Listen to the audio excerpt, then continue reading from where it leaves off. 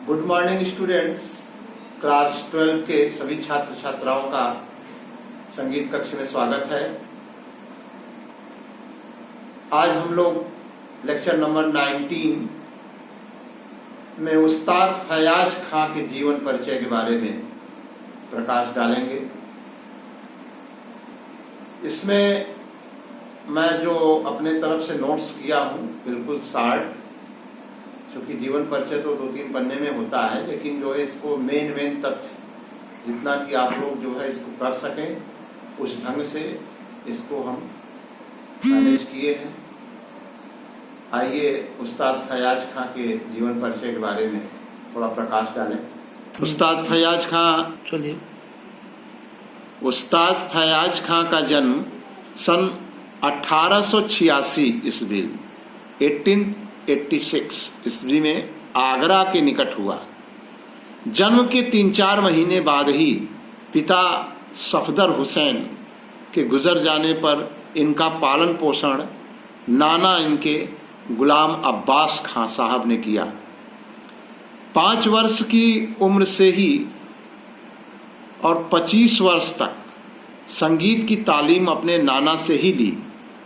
उसके पश्चात संगीत की शिक्षा नत्थन खां, उस्ताद बिलायत खां के पिता, जो नत्थन खां थे वो उस्ताद बिलायत खां के पिता थे, उनसे शिक्षा ली। उनके माता पिता का घराना चूंकि ध्रुपदियों का होने के कारण इनका रुझान ध्रुपद गायकी में भी बढ़ा। मूल रूप से आगरा निवासी होने के कारण इनका गायन आगरा घराने का गायन कहलाया। ये चूंकि आगरा घराने के अंतर्गत ये आते हैं। इस श्रेष्ठ गायक की प्रसिद्धि बड़ौदा के दरबार तक पहुंची और सयाजी राव महाराज, जो वहां के राजा थे, सयाजी राव महाराज की वर्षगांठ के अवसर पर इन्हें गाने का मौका मिला। महाराज ने उनके गायन से प्रभावित हो उन्हें दरबारी गायक का स्थान प्रदान कर दिया और उस्ताद फयाज खां दरबारी गवैये के स्थान पर नियुक्त हो गए। महाराज ने इन्हें ज्ञान रत्न उपाधि से विभूषित किया।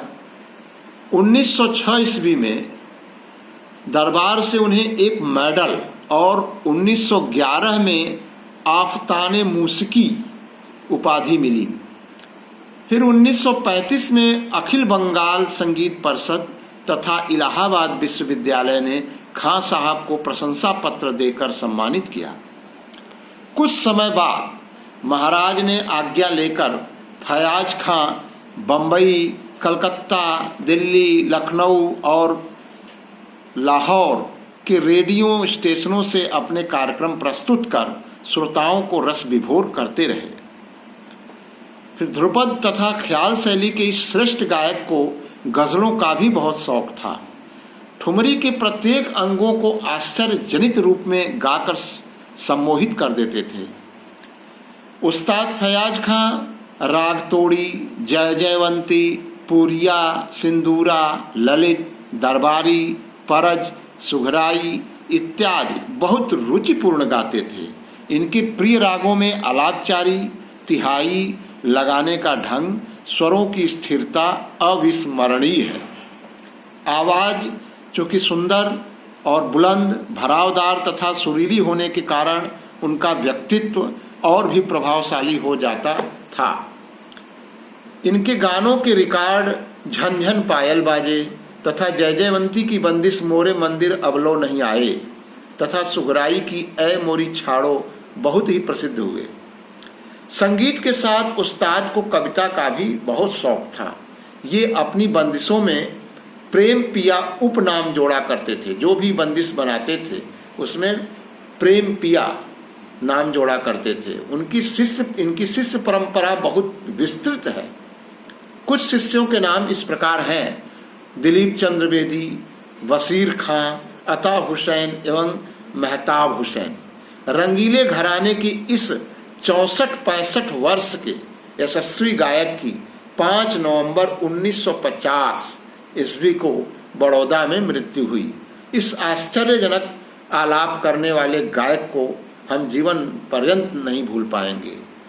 ये रहा इनका उस्ताद फयाज खां का जीवन परिचय के बारे में जो भी प्रकाश डाले हैं, बिल्कुल शार्ट रूप में लिखे हैं। इसको आप लोग 2-3 बार पढ़ेंगे, आप लोगों के दिमाग में बैठ जाएगा।